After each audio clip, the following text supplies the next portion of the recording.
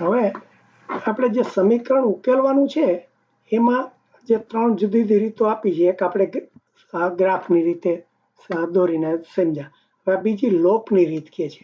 હવે લોપની રીતના આ જે 3 બધા પગલા આપ્યા છે સ્ટેપ એ સોપાન એ આમાં કદાચ બરોબર નહીં સમજાય. એ તમે જ્યારે એના ઉદાહરણ જોશો ને ત્યારે થશો કે પેલા આમ કે છે કે બંને સમીકરણના કોઈ પણ એક ચલના સહગુણકો સંખ્યા સમાન બને તે રીતે યોગ્ય શૂન્યતર અચળાંકો વડે ગુણો.